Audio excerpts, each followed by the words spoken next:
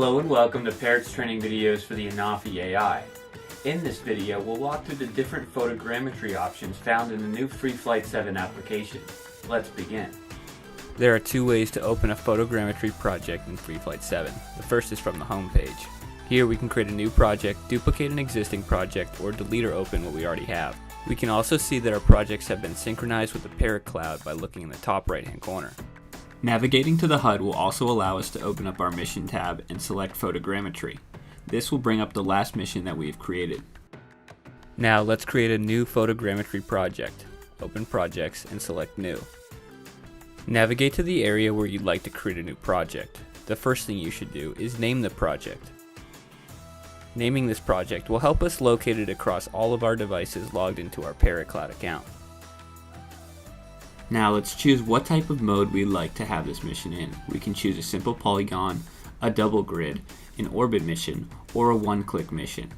Let's start with this simple polygon. Now let's tap on the map where we'd like to drop the square. Then we can adjust it as so to gather all the information that we need for the flight. You want to remember to include a little bit more than exactly what you're looking for.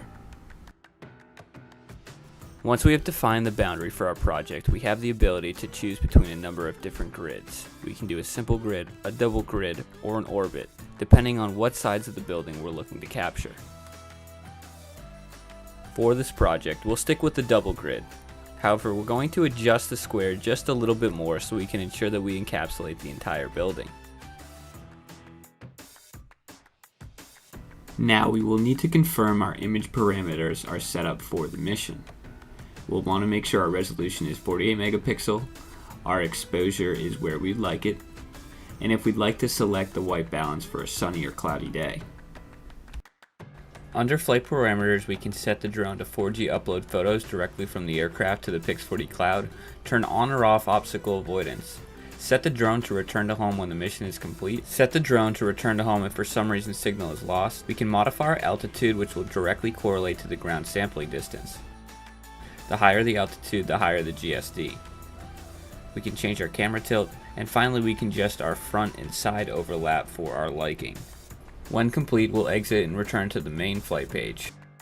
Once you are satisfied with the flight parameters, you can go back to the main screen. Here we'll see an estimated flight time and an estimated total distance the drone will fly. When we are finished, we'll press the Done button. That will bring us to our home screen, and the only thing we'll have to do from there is press the play button. Before we fly, let's create a one-click photogrammetry mission. Select the one-click from the modes.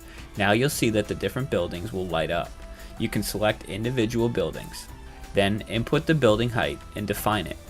This will ensure that you fly the proper height of the building. Once you define it, you'll have to answer a few short questions. We've seen these before in the flight parameters option. Once we are finished answering the flight parameter questions, we'll go back to the main menu. Here, we'll look over and make sure that all of our settings are where we'd like them.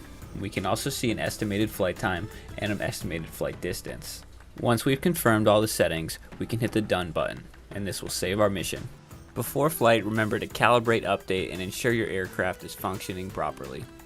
Now, all we need to do is hit the play button, and the aircraft will take off and fly the mission autonomously, and, if you set it to, return to home at the end of the mission. During the mission, the operator does have a few options. At the bottom, we can see the number of pictures taken for each leg. To the right, we do have a stop button if we need to pause the mission or stop the mission for some reason. We can also take over with manual control if needed.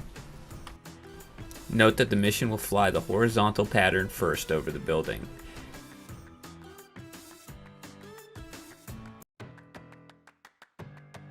Once the Anafi AI is finished taking pictures on top of the building, it will move on to the side to take pictures around the building.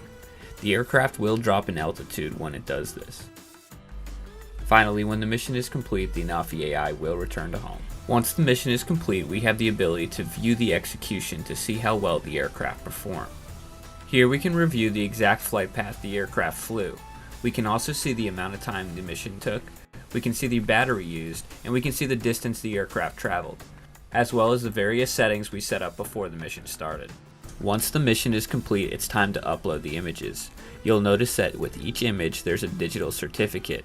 This digital certificate verifies that the Anafi AI took the image at the exact location and time it says that it took the image. The certificate is possible due to the WiseKey secure element found inside of the Anafi AI. This is just one more way that Parrot continues to improve its cybersecurity. If you do not want your pictures to be digitally signed, go to the Settings menu, then go to Advanced, then select Recording. Where it says Sign Pictures, you can turn this to No. If you are using Pix4D Cloud to process your images, you'll see that verified images only have been used to create your 3D model. You should now have a good understanding of the different photogrammetry projects found in the FreeFlight 7 application. In the next video, we'll walk through Touch and Fly. Thanks for tuning in to Parrot's training videos for the Anafi AI.